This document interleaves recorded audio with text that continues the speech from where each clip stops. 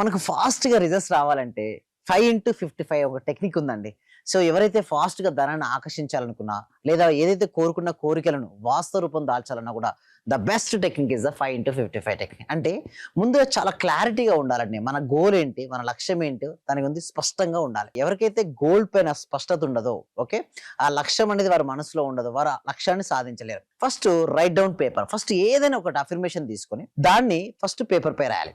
తర్వాత దాన్ని రియాలిటీకి తెచ్చుకోవడం కోసం 5x55 టెక్నిక్ ఏందంటే 55 టైమ్స్ మనం ఒక గోల్ రాయాలండి. ఎన్ని రోజులు రాయాలి? 55 టైమ్స్ 5 డేస్ ఆగకుండా కంటిన్యూస్‌గా రాయాలి. అలా రాసేటప్పుడు మొత్తం మన మనసు మొత్తం గూడా అది ఆల్రెడీ జరిగినందుకని రాయాలి.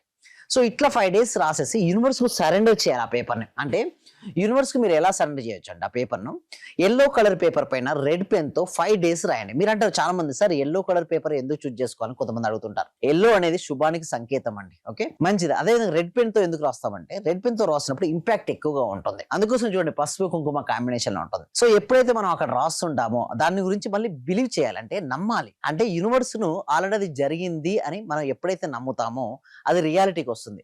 5 రోజులు చేయాలండి.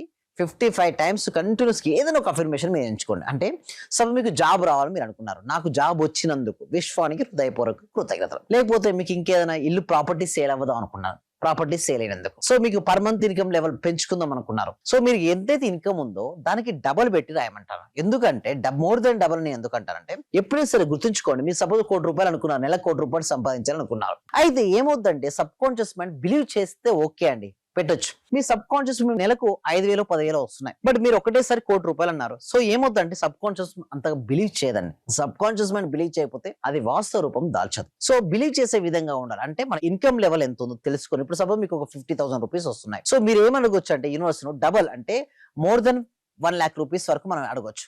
నా per month income more than ₹1,00,000 అయినందుకు విశ్వానికి హృదయపూర్వక కృతజ్ఞతలు.